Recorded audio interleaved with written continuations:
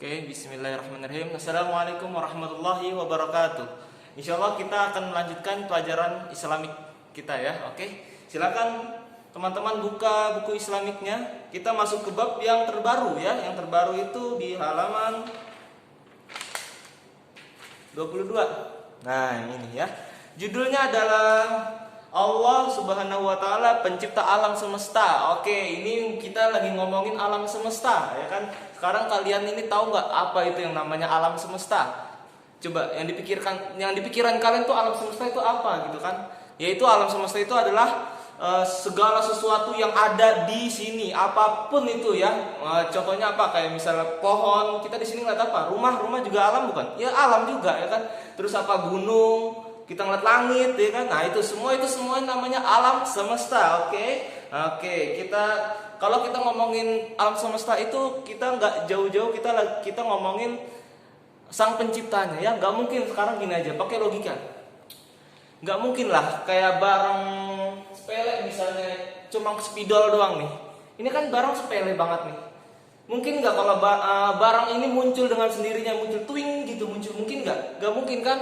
Gak mungkin, pasti semua juga ada yang nyiptain. Ini ada yang nyiptain. Ada kan tukang spidol ya, ada. Di pabrik itu diciptain. Sekarang bayangin alam semesta yang kerennya minta ampun, yang indah gitu kan. Kira-kira mungkin gak dia muncul sendiri? Mustahil, gak mungkin. Pasti ada yang nyiptain begitu ya.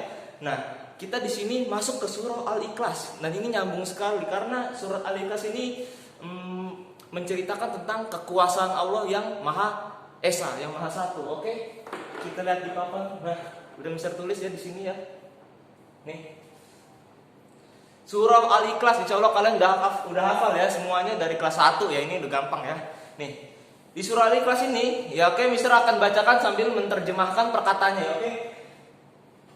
Bismillahirrahmanirrahim. Qul huwallahu ahad. Qul, katakan, huwallah, dia Allah, katakan dia Allah. Ahad itu apa? Ahad itu satu ya, satu. Ahad itu satu ya. Wahid ahad itu diambil dari kata wahid, satu ya. Berarti Allah itu berapa? Satu. Tuhan itu berapa? Ya satu. Coba bayangin. Kita tuh punya pemimpin, misalnya pemimpin negara kita presiden, misalnya presidennya 2. Coba bayangin presidennya 2 kira-kira berantem apa enggak? Ntar presiden satu mintanya kayak begini, presiden yang satunya lagi mintanya kayak gini, ntar jadi kacau gitu. Bayangin kalau Tuhannya ada 2 atau ada 3. Coba bayangin nanti Tuhan yang satu pengennya siang, Tuhan yang satu lagi pengennya malam, Tuhan yang satu lagi pengennya gempa bumi, Tuhan yang satu lagi pengennya tsunami. Ribet gitu kan, jadinya kacau lah ya.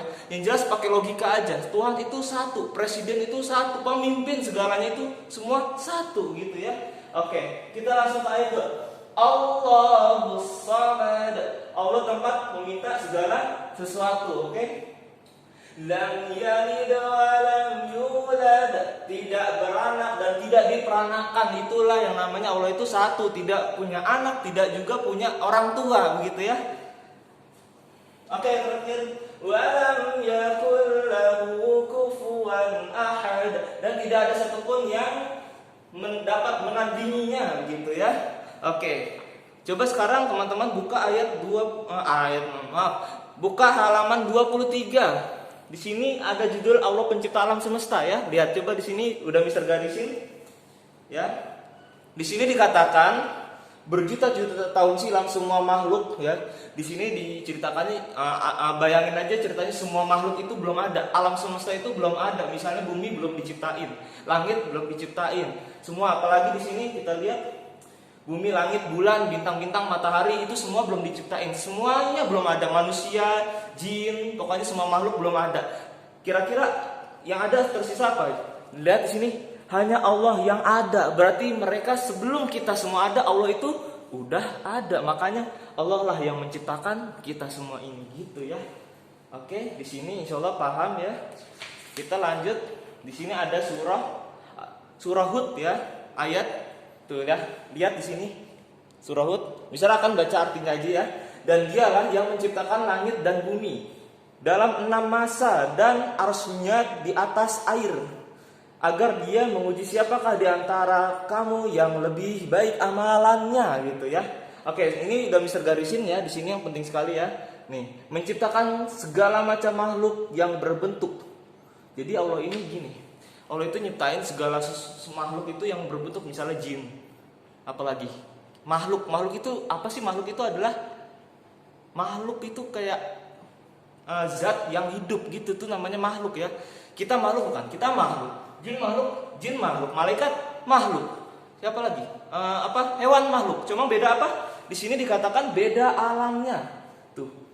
Ada yang tak kasat mata itu maksudnya nggak bisa kelihatan, itu namanya tak kasat mata ya.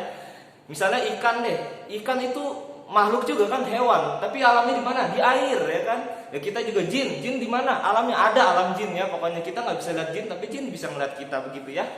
Oke, kita lanjutkan yang ini ya, singkat aja. Buka halaman 25, gampang ya, insya Allah gampang. Mengamati ciptaan Allah yang ada di sekitar tempat tinggalmu. Di rumah kamu sekarang, coba kalian keluar pintu rumah nih. Kalian lihat dah tuh ya, kira-kira ciptaan Allah tuh yang mana aja. Kalian lihat-lihat, pandang-pandang ke atas, ke bawah. Kira-kira apa yang kalian lihat? Coba perhatiin. Di sini dikatakan, ini paling keren banget, ini ciptaan Allah paling keren. Nih, dengan adanya sinar matahari, pertanda terjadinya pergantian siang dan malam. Sekarang bayangin kalau nggak ada matahari, coba bayangin. Kalau nggak ada matahari berarti apa dong? Malam ya. Coba bayangin kita hidup di malam hari doang, nggak siang-siang. Matahari nggak muncul-muncul, malam terus. Coba bayangin aja, rasanya gimana? Wah, pasti kacau banget. Pasti itu rasanya dingin nih, minta ampun. Pasti semua kita nih beku semua ya. Itu pasti terjadi kalau matahari nggak muncul gitu ya. Oke. Mister garis bawahi di sini, pernahkah kita berpikir siapa yang menjadikan bulan dan bintang-bintang? Ini kita lagi bahas malam harinya. Sekarang gini, bayangin aja di malam hari itu nggak ada bulan. Coba bayangin di malam hari itu nggak ada bintang. Malam itu kan indah tuh, ada bulan, ada bintang. Tahu nggak fungsinya bulan apa? Fungsinya bintang juga apa? Yang penting bulan satu. Bulan itu fungsinya untuk menyinari kita di malam hari. Bayangin aja kalau nggak ada bulan, ya kan? Kalau nggak ada bulan nih, terus kayak gimana tuh gelapnya tuh? Itu pasti gelap gulita. Kayak kita tuh di rumah lagi mati lampu. Pernah nggak di rumah tuh toto mati lampu itu gelap gulita kan? Kayak kita tuh merem, nggak bisa ngeliat apa-apa. Nah itu bayangin, itu kalau nggak ada bulan, kita keluar pintu rumah. Kalau misalnya kita, apalagi kita lagi mati lampu ya.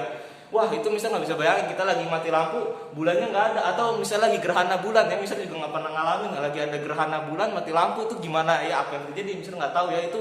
Pas keluar pintu pasti gelapnya kayak kita rasanya merem, nggak bisa ngeliat apa-apa ya, mengerikan sekali ya. Dan terkadang bulan juga nggak mesti kelihatan terus ya, kadang ada bulan yang ketutupan awan misalnya gitu, mendung misalnya kan. Ada juga bintang itu untuk menggantikan bulan, jadi bintang itu juga mengandung cahaya ya untuk menerangi kita di malam hari gitu ya. Jadi malam kita nggak terlalu gelap-gelap banget ya, bisa tetap melakukan aktivitas di malam hari. Oke lanjut. Singkat saja, gampang ya. Di halaman 26, Mister udah garis bawahi di sini penting sekali ya. Nih, dia tidak menjadikan malam dalam keadaan gelap gulita. Itu yang tadi Mister katakan, malam itu nggak sampai gelap gulita. Bayangin kalau malam itu gelap gulita, kita bisa ngapain coba ya? Nggak ada apa? Kita misalnya nggak ada listrik itu. Aduh, mati lampu, gelap gulita. Orang-orang zaman dulu ya, zaman Nabi itu listrik tuh nggak ada ya. Bayangin kalau nggak ada bulan itu pakai cahaya apa? Mungkin kalau sekarang kita ada lampu dan neon gitu masih gampang ya. Coba bayangin zaman dulu nggak ada listrik, nggak ada lampu. Itu dia mau sholat isya bagaimana ya kan? Kita juga di malam hari ada aktivitas gitu kan, bingung jadinya kalau nggak ada cahaya ya. Tuh di sini juga ada lagi pada peredaran nih, perhatiin ini nih luar biasa ya, luar biasa banget nih. Pada peredaran bulan yang mengelilingi bumi terdapat pengetahuan tentang perhitungan hari, bulan, dan tahun. Jadi kan bulan itu ngelilingi bumi ya. Ini bumi nih. Ini bumi. Bulan tuh ngelilingin. Setiap satu kali putaran itu satu bulan. Jadi kita tahu satu bulan itu dari mana? Tahu satu hari itu dari mana? Satu hari itu dari matahari, ya kan? Pergantian siang malam itu satu hari 24 jam. Kalau bulan dikelilingin 30 hari atau 31 hari begitu ya. Jadi semua itu ada perhitungannya, luar biasa ya. Ternyata semua hitung-hitungan kalender itu dilihat dari bulan, dari matahari ya, dari bulan dan matahari, luar biasa. Oke. Insya Allah paham semua ya. Di sini sudah sampai sini saja ya. Nah, silakan teman-teman baca sendiri sini ya, sambil dibaca-baca. Insya Allah ini gampang ya, tentang alam semesta. Oke, sepertinya itu saja yang bisa Mister sampaikan hari ini. Insya Allah kalau ada kurangnya Mister minta maaf ya. Kalau bisa, kalau ada pertanyaan silakan langsung hubungi Mister. Insya Allah bisa jawab. Assalamualaikum warahmatullahi wabarakatuh.